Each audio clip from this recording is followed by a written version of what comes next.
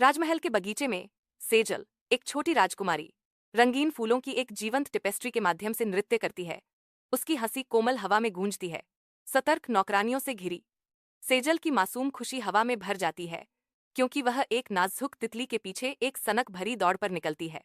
तितली के मनमोहक नृत्य से आकर्षित होकर सेजल बगीचे के एक छिपे हुए कोने की ओर बढ़ती है, जहां रहस्य और चमत्कार उसका इंतजार कर रहे हैं।